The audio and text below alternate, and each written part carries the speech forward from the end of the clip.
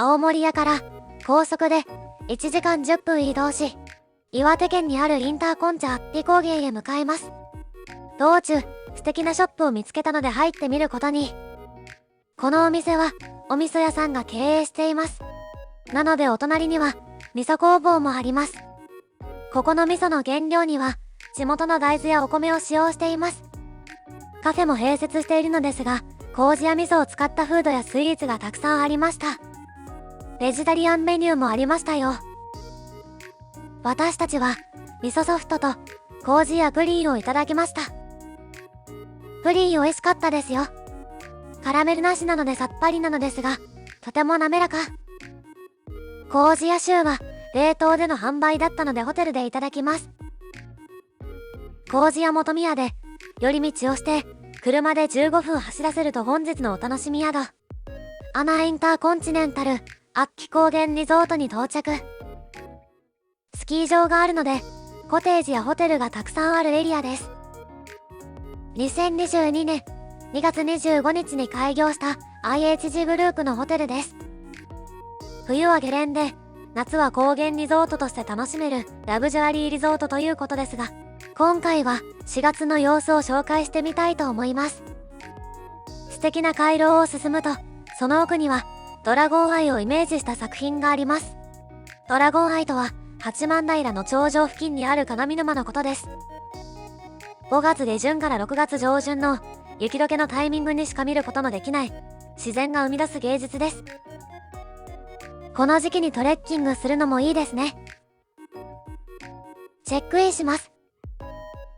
ここのホテルは IHG 会員云々関係なく、宿泊者全員アフタヌーンティー、アテロタイム、朝食が無料でつきます。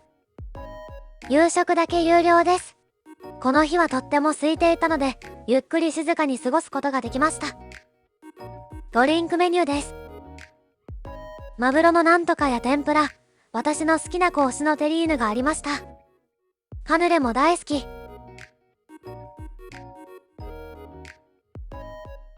本日のお部屋は3階です。IHG ダイヤモンドかつインターコンチネンタルアンバサダーの恩恵もあり、スタンダードルーム予約から大幅アップグレードいただけました。空いていたのも功を奏したのでしょう。スークイープレミアムテラス付き68平米のお部屋です。とっても素敵なお部屋です。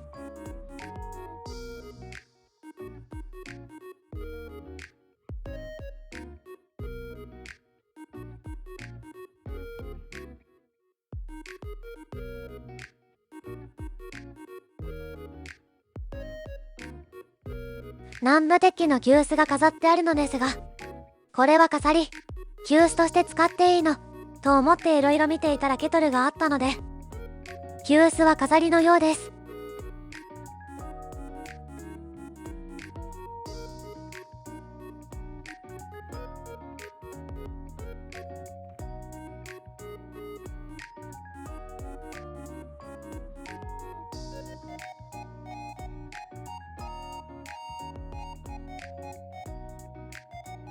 トイレの横にはとても可愛いパウダールーム。トイレも素敵です。部屋に入るとすぐクロークがあるのですが、これが広い。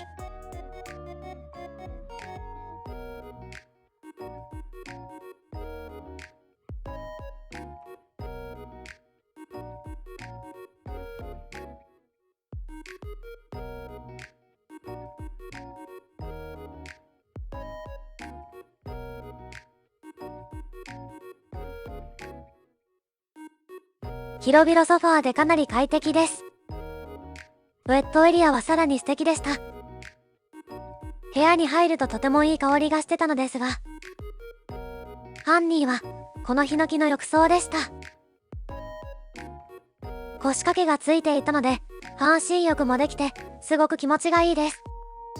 今回は大浴場よりお部屋で入る方がいいかなと思いました。しかし大浴場は天然温泉。どっちも入るか。アメニティも豪華ですね。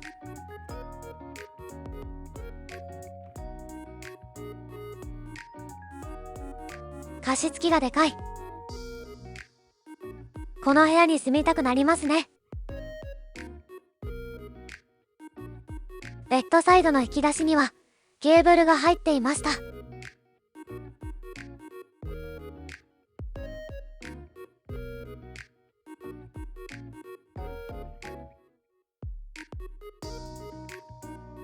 テラスも見てみましょう。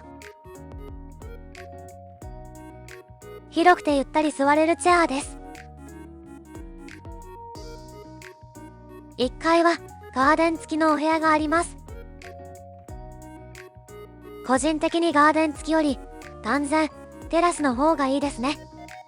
テラス横の扉を開けると先ほどのヒノキ風呂エリアとつながっているので、外の冷たい風を感じながらヒノキ風呂に入れます。最高ですよ。同じフロアにはオーセンティックバーモッコというバーがあります。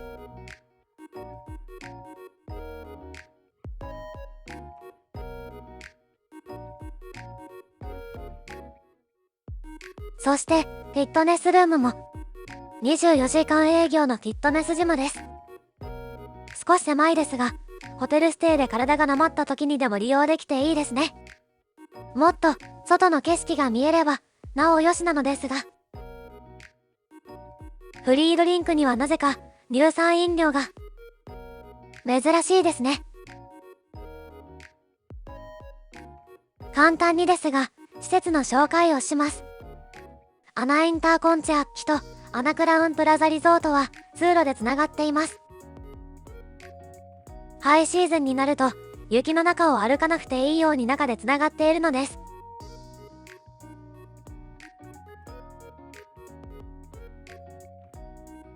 アッキープラザというゴンドラ乗り場までつながっています。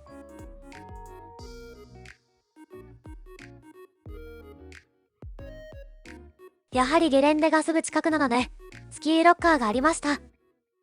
アッキ高原のゲレンデはロングコース下への全21コースあり、初級から上級までが楽しめる多彩なコースが充実しています。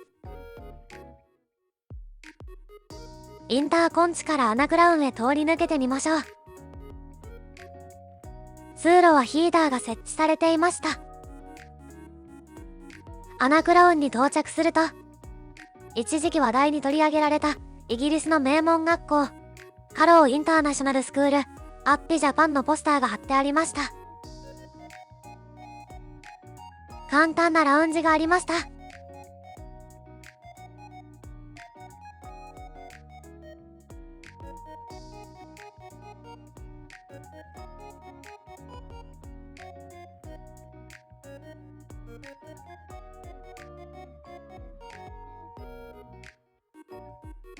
下はフロントのようですね。アナクラウンの方がレストランが充実しているので、夕食に困った時はアナクラウンにも行ってみてください。またショップやプールもあります。やってきました、アテロタイム。アテロタイムって言葉はまだ馴染みないのではないでしょうか。アテロタイムとは夕食前に軽くお酒とおつまみを楽しむ時間です。開業当初はもっと豪華だったらしいのですが、今はこんな感じ。美味しかったですよ。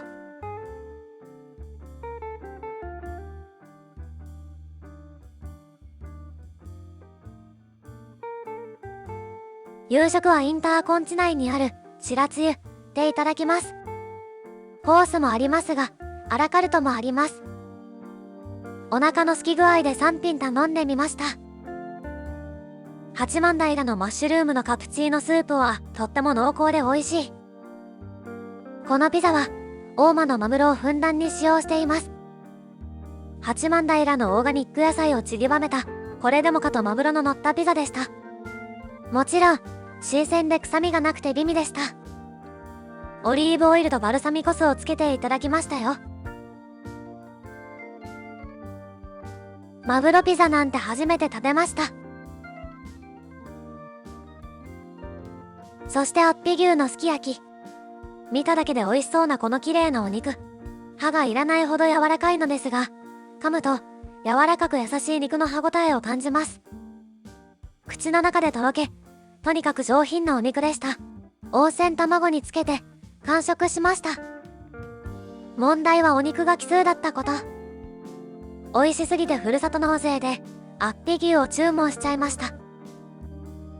美味しいものを食べた後は温泉大浴場へ行ってきます。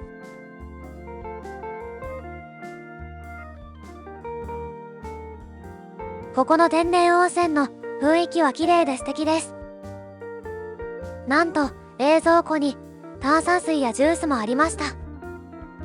インターコンチの他に実は東北最大級の白樺の湯もあります。東北最大級とあって男女200人ずつの計400人入ることができる大型温泉施設です。また50人収容できるサウナもあります。白樺の湯は独立した温泉施設なので、アナクラウ宿泊者とホリデーイン宿泊者でも割引料金で大人800円です。インターコンチ宿泊者は割引がないので通常料金です。インターコンチから徒歩10分ほどです。アナクラウンプラザとアナホリデーインヒルズ島から白樺の湯へシャトルバスが出ていますよ。最後の宿泊特典である朝食を見てみましょう。場所は夕食と同じ白つゆです。夜とは違って光がたくさん入ってきてゆったりした空間ですね。苔が埋め込まれているのでしょうか。スムージーやシャンパンがありました。ある程度種類は揃っています。特徴としてはアッピプライムトークや八幡平の野菜と地元食材がたくさんありました。その土地の食材をいただけるのは嬉しいですね。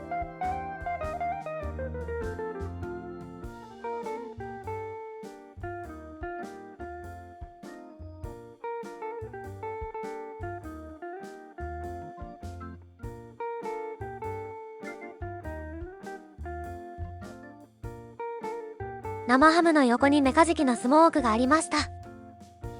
これは豚汁御膳です。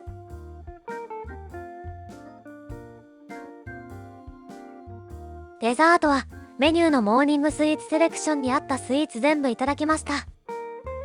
スフレパンケーキ、豆乳ワッフル、厚切りフレンチトーストです。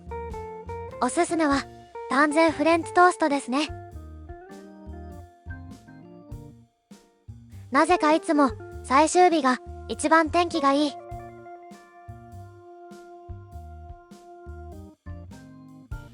もう少し暖かくなると外でもくつろげそうですね。このビラっぽいところに椅子とテーブルを置いて食事を楽しめるようです。ホテルからもアッピリゾートセンターが見えます。アッピリゾートセンター前から見るとこんな感じ。奥の背の高い建物はアナクラウンプラザです。雲の流れが速い。せっかくなので近くに話題のインターナショナルスクールがあるのでちらっと通ってみました。こんな自然の中での寮生活と学校生活、素敵ですね。みんなの足並みを揃えるのでなく、個人の個性や能力を伸ばす教育に惹かれます。青森空港に向かいますよ。空港へ行くには有料通路を通らなければいけません。普通車220円、軽自動車150円。現金オンリーです。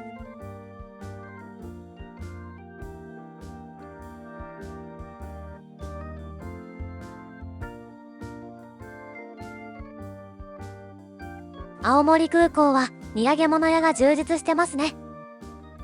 2階の土産物屋の奥にカードラウンジがあるので、そこで少し休憩します。